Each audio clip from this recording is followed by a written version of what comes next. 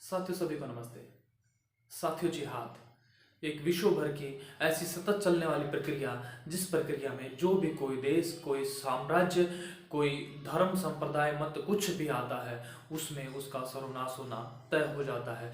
क्योंकि इस प्रक्रिया को चलाने वाले लोग बिल्कुल योजनाबद्ध तरीके से काम करते हैं और यह प्रक्रिया किसी भी देश में जब शुरू होती है तो वह ना उस देश के, जैसे उदाहरण के लिए, वह ईसाइयों को नहीं छोड़ती, बौद्धों को नहीं छोड़ती, जैनों को नहीं छोड़ती, सिखों को नहीं छोड़ती, किसी को भी नहीं छोड़ती।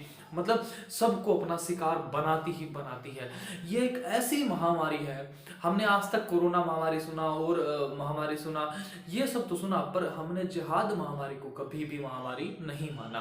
पर आज इस महामारी का एक ऐसा रूप मैं बताऊंगा, यह महामारी शुरुआत कैसे होती है और जब यह महामारी बड़े रूप में फैलती है तो इसके कुछ बहुत सारे पार्ट्स भी हैं। मतलब जैसे किसी भी देश में जिहाद शुरू होता है, उदाहरण के लिए मैं भारत में ले लूं, और जिहाद प्रक्रिया का सबसे अच्छा उदाहरण, सबसे ताजा और बढ़िया उदाहरण, और जिसमें उसकी देश की संस्कृति पूरी खत्म होती जा रही है, वह भारत देश सबसे अच्छा कह सकते हैं।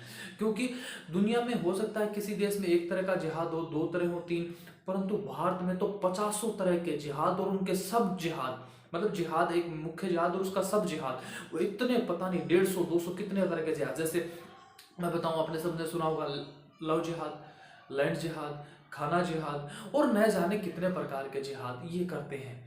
पर आज मैं आपको अगर ये बताऊं, इन सारे जिहादों में सबसे मोस्ट इंपोर्टेंट, सबसे ज्यादा मजबूती से जिस पे काम किया जाता है, क्योंकि इसमें नस्ल खराब होने वाला जिहाद कहा जाता है, इसको कहते हैं लव जिहाद। इस लव जिहाद के बारे में कैसे सनातनी लोग चक्कर में आते हैं, कैसे लड़कियां फंस जाती हैं और इसकी शुरुआत कहां से होती है, आपने कभी ये सोचा? शायद नहीं। अब आप हो सकता है ये सोच रहे हो कि मैं ये बताने वाला हूं कि लड़का लड़की जब मिलते हैं किस प्रकार प्यार हो जाता है, इसको शुरुआत नहीं, मैं उसको इसकी शुरुआत नहीं मानता। एक लड़का, हिंदू लड़की यहाँ है, मुसलमान लड़का यहाँ है, इन दोनों ने एक दूसरे को देखा, शायद इनमें अट्रैक्शन हुआ, तो इसको मैं लव जिहाद नहीं मानता हूँ। यह शुरुआत होती है यहां से। ये जिस दिन होता है इसका आधार कौन बनता है आप जानते हो? इस लव जिहाद को कराने के लिए एक दो व्यक्ति नहीं, पूरी पूरी संस्थाएं काम करती हैं। संस्थाएं, हाँ, आज उन्हीं में से एक संस्था का खुलासा आज के इस वीडियो में मैं करने वाला हूं और आपको जानकर आपके बीच में वो काम करती है। आपने हो सकता है उस संस्था का कभी उपयोग लिया हो और वह संस्था आपके बीच में रहकर आपकी ही संस्कृति का नाश करने का काम दिन रात करती है। और दोस्तों, उस संस्था के बारे में, उसका नाम वाम सब आपने देखा है, सब ने ही तो देखा है। शायद भारत में कोई ऐसा व्यक्ति हो जिसने उसका नाम नहीं देखा हुआ। तो साथियों, आज उस संस्था को एक्सपोज करेगा आपका अपना भाई अनिल आर्य, और ये संस्था को एक्सपोज करने वाला पहला वीडियो साबित होगा YouTube के ऊपर, आपके अपने YouTube चैनल अपरिचित भारत के ऊपर। तो दोस्तों, हम उसको एक्सपोज करें उससे पहले वीडियो को लाइक कर लीजिए, शेयर कर लीजिए और चैनल को सब्सक्राइब करके ऑल नोटिफिकेशन आइकन को जरूर दबा लीजिए, क्योंकि वीडियो इंटरेस्टिंग है, लंबा होने वाला है थोड़ा सा, तो बाद में समय नहीं लगेगा। शुभ काम अभी कर लीजिए। चलो आगे बढ़ते हैं।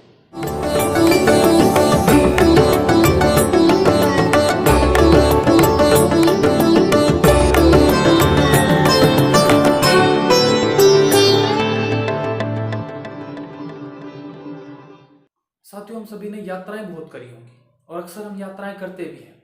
जैसे मैं गोवा जाऊं या मैं कहीं हिमाचल जाऊं या कश्मीर जाऊं, यहाँ तक कि किसी दूसरे देश में भी जाता हूं, तो हम सबसे पहले वहां ढूंढते हैं होटल।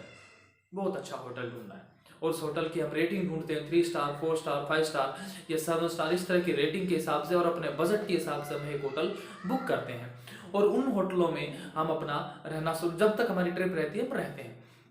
पर आप ये जानते हैं, भारत में एक संस्था काम करती है जो होटल्स को लेकर और इस तरह की अवेलेबिलिटी को लेकर बहुत ज़्यादा ट्रेंडिंग में है, और उस संस्था का नाम है ओयो। ओयो मतलब रितेश अग्रवाल। एक 17 साल का बच्चा इस कंपनी का फाउंडर और CEO है। वो 17 साल का रितेश अग्रवाल जब इसकी नींव रखता है तो कहता है, मैं भारत के लोगों को, भारत में और वर्ल्ड वाइड दुनिया को लोगों को होटल फैसिलिटी उपलब्ध कराऊंगा। किस तरह से होटल फैसिलिटी उपलब्ध कराता है? वो क्या करता है, जितनी भी कंपनियां, जितनी भी संस्थानों के, जितने भी इंडिविजुअल लोगों के होटल चलते हैं, उन होटल के साथ वो अपना कमीशन सेट करता है और उनके साथ पूरा अपना नेटवर्क बना लेता है। और ओयो को आज का यूथ सर्टिफाइड मानता है किसी भी काम को करने के लिए। और आपको पता होना चाहिए, जितने भी, ये मैंने बोला था मुजाहिद है और ये एक सनातनी लड़की है, इन दोनों का आंखों में नैन मटक्का या मैं कहूँ अट्रैक्शन होने के बाद सबसे पहली मुलाकात अगर कहीं होती है ये वाली, तो वह ओयो रूम में होती है। सोच पा रहे हो? मतलब कितना बड़ा प्रोटोकॉल आपके बीच में काम कर रहा है और आपने सोचा ही नहीं। और मैं इस ओयो के बारे में बताऊं, आप कल्पना करो, आपके शहर में आपने कितने ओयो रूम्स देखे होंगे? शायद गिनती भी नहीं है। मैं एक छोटा सा आंकड़ा बताऊं, 2023 तक रितेश अग्रवाल कहता है कि हम भारत में 2.5 मिलियन ओयो रूम्स बना डालेंगे मतलब एक्वायर कर लेंगे किसी अन्य लोगों के साथ। अब 2.5 मिलियंस को समझो तो, अगर चलो 2.5 मिलियन को ना जाओ, थोड़ा सा समझ लो, 10,000 रूम को हम समझने का प्रयास करते हैं। 10,000 रूम का मतलब क्या? अगर किसी भी शहर में या किसी भी एक, जैसे हमने ले लिया दिल्ली में 10,000 ओयो रूम्स के वो हैं, फैकल्टीज हैं। अब 10,000 रूम में एक मिनट मान के चलो कि ऑन एन एवरेज में एक दिन में एक रूम में 2 लड़के, मतलब 2 ट्रिप आती है, एक लड़का है लड़की के 2 बार 2 लोग आते हैं, 4 लोग हो गए एक एक करके। तो सोचो हर रूम में 10,000 दूनी सीधा होगा 20,000, और 20,000 का मतलब 20,000 सनातनी लड़कियों को सीधा शिकार बनाया गया। अब बहुत सारे लोग ये कहेंगे कि इसमें तो सनातनी, कुछ लोग सनातनी लोग भी तो ऐसा करते हैं। हाँ बिल्कुल करते होंगे, वो लोग भी, सबको इंक्लूड कर लो। अल्टीमेटली हुआ क्या? अगर कोई, चाहे भले हिंदू लड़का मुस्लिम लड़की के साथ जाए, कोई मुस्लिम लड़का हिंदू लड़की के साथ जाए, अल्टीमेटली हुआ क्या? आपका सांस्कृतिक पतन हुआ ना, 20,000 लोगों का हुआ ना। बात मैं उसकी कर रहा हूं बात। और सबसे ज्यादा शिकार कौन बनता है? आपने बहुत बार आपने देखा, जैसे एक मैंने पिछला वीडियो बनाया था, ये डिस्क्रिप्शन में आपको उसको लिंक भी होगा और आई बटन पे दिखेगा। उस वीडियो में मैंने बताया था, मजार पर ही अल्लाह का हुक्म आया और मजार पर ही धंधा शुरू हो गया। ये वीडियो काफी आप लोगों ने पसंद किया। उस वीडियो में अब जैसे जो मुजाहिद होते हैं और मुजाहिद के पूरे परिवार के लोग होते हैं, उनके लिए तो मजार पे ही काम हो सकता है, पर सनातनी लड़की जो होगी, सनातनी बेटी जो होगी, वह मजारों पर इस तरह से नहीं जाएगी। उसको कहाँ लेके जाएगा फिर वो मुजाहिद? वह लेके जाएगा ओयो रूम्स में। ओयो रूम्स की फैकल्टी के आधार पर ही आपके देश में इतना बड़ा लीगल धंधा चल रहा है।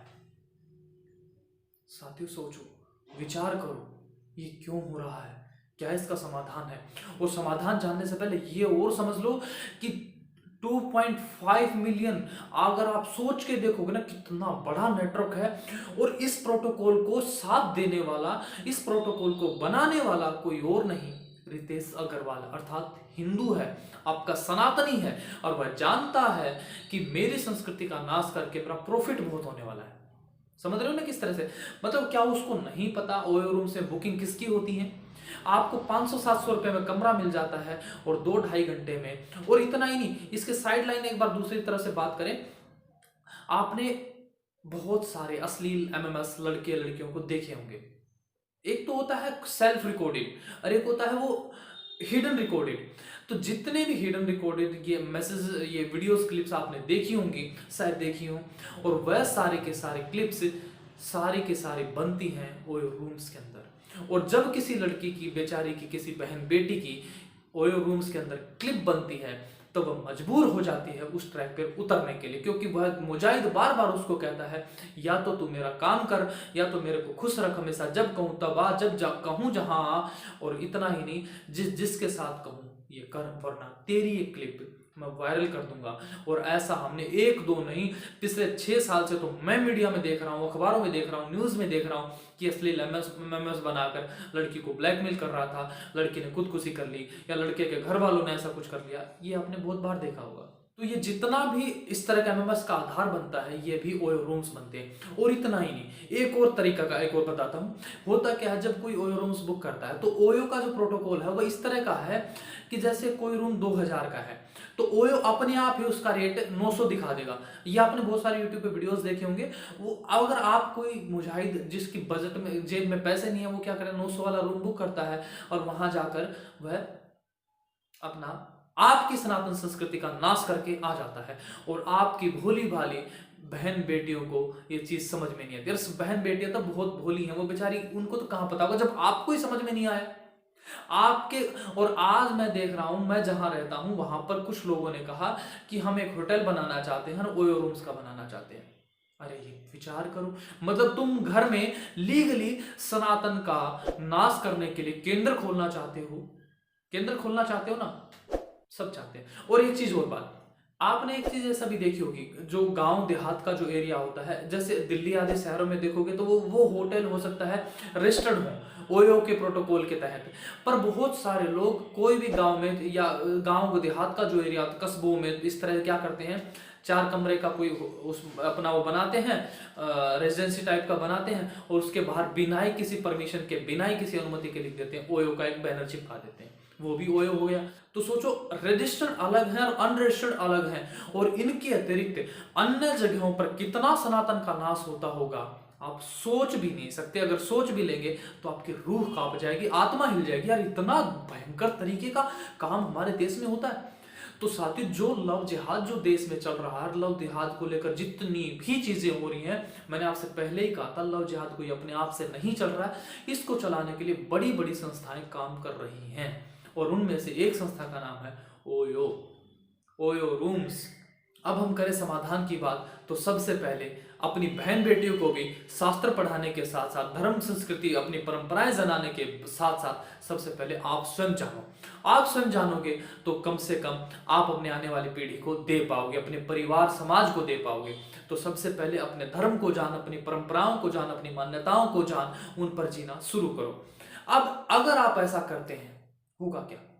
उदाहरण के लिए, मैं आज गोवा में हूं और मुझे दिल्ली आना है, और दिल्ली में मेरे जैसे हजारों मेरे सनातनी भाई हैं, हजारों हमारा परिवारों का नेटवर्क है, लाखों परिवारों का नेटवर्क है, जो सारे के सारे धर्म, अपनी संस्कृति, परंपराएं, मान्यता अर्थात वेद धर्म के अनुसार, अपना ईश्वरीय संविधान वेद के अनुसार जीवन जिया करते हैं। या मैं उनको आर्य कहूं, आर्य बने, हम सब लोग वैसे अपना जीवन जी रहे हैं। और ऐसे में मैं गोवा से आया दिल्ली, तो मैं ओयो रूम बुक नहीं करूंगा, मैं वहां ढूंढूंगा वहां मेरा सनातनी का घर कहां पर है, कौन मेरा सनातनी के पास में रुक सकता हूं, और वहां मुझे अनुमति लेने की आवश्यकता नहीं होगी। मैं कहूंगा, भाई मेरे भाई, चाहे मैं उसको जानता हूं नहीं जानता हूं, भाई मैं ये हूं और आप हमारे परिवार के सदस्य अर्थात हमारे सनातनी सच्चे आर्य हैं, मैं आपके पास आना चाहता हूं। वो कहेगा, भाई तू वहीं रुक, मैं तुझे लेने आता हूं। और ऐसा परिवारों का नेटवर्क बनेगा, तब हमें ओयो रूम की आवश्यकता नहीं पड़ेगी। पहले कब होते थे क्या?